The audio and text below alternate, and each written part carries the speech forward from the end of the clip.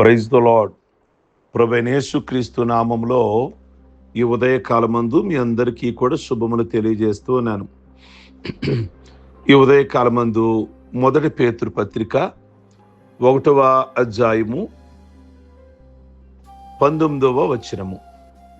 అమూల్యమైన రక్తము చేత అనగా నిర్దోషమును నిష్కలంకమునగు గొర్రె పిల్ల వంటి క్రీస్తు రక్తము చేత విమోచించబడితిరి. అవును, రక్తమే ప్రాణము అని మనకు తెలుసు కదా. ప్రమాదములో దెబ్బలు తగిలి రక్తం కారిపోతే మరణమే, చనిపోవడమేగా. ఆ రక్తమంతా పోయింది అంటే యేసు ప్రభు మరణము బహుక్రూరమైనది, విచిత్రమైనది, అసాధారణమైనది.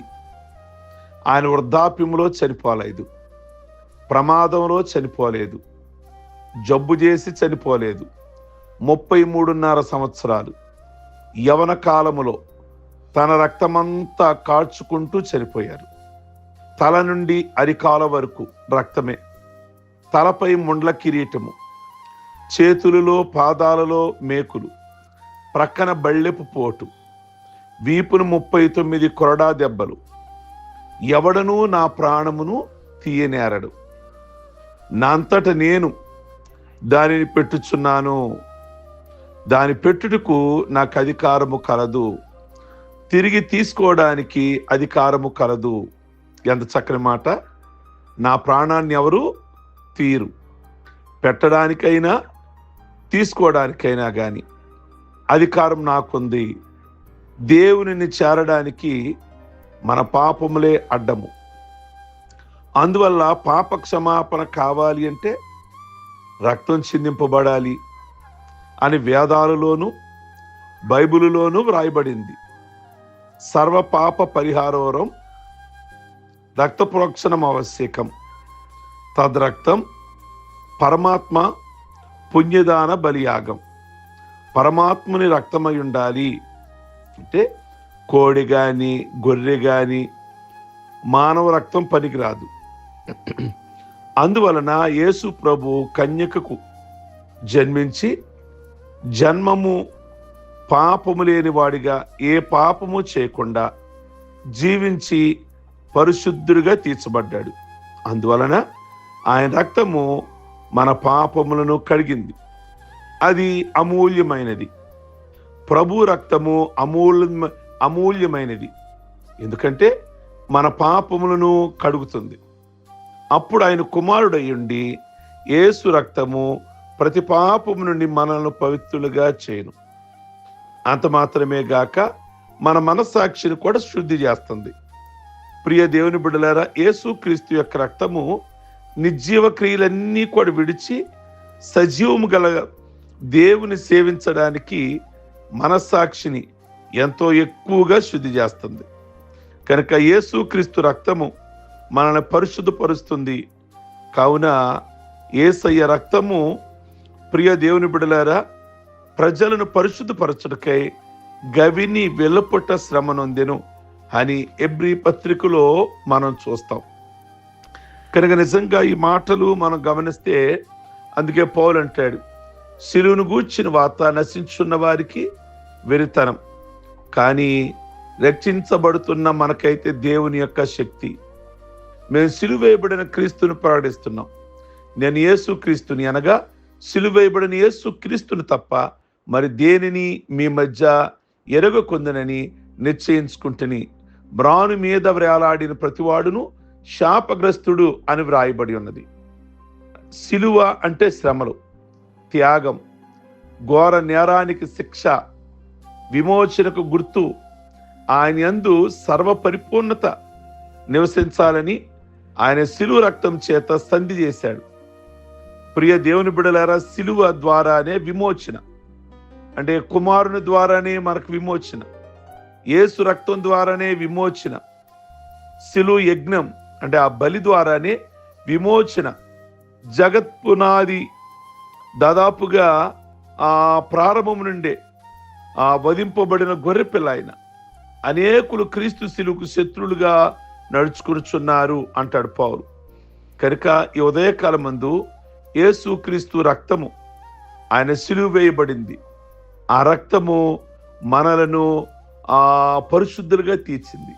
అందుకే మనం ప్రతి ఆ రొట్టె విరిచినప్పుడు, ఆ ద్రాక్షారసాన్ని త్రాగినప్పుడు అది ఆయన శరీరముగాను, ఆయన రక్తముగాను, పవిత్రమైన రక్తముగాను మనం జ్ఞాపకం చేసుకుంటున్నాం.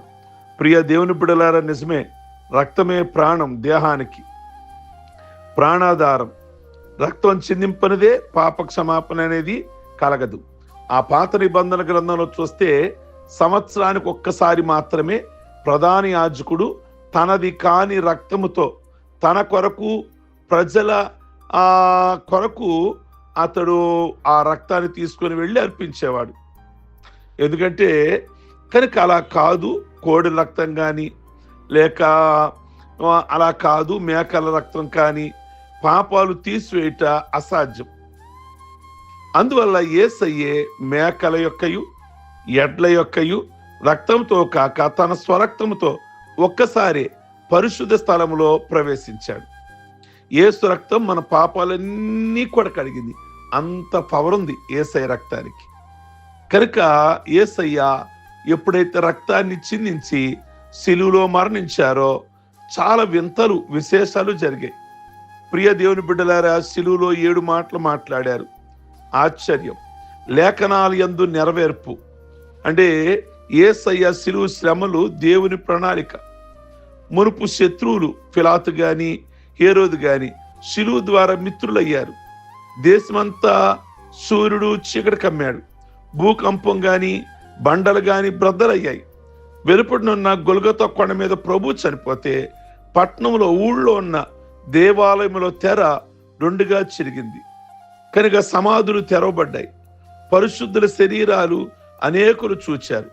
కనుక జ్ఞాపకం చేస్తున్నా, వీటన్నిటి గురించి పాత నిబంధనలో క్రీస్తు పూర్వం యెషయా ప్రవచనం 53వ అధ్యాయంలో ఎన్నో విషయాలు, ప్రభువైన యేసుక్రీస్తు యొక్క శ్రమలు, యేసయ్య మరణం గురించి ముందుగానే ప్రవచించాడు.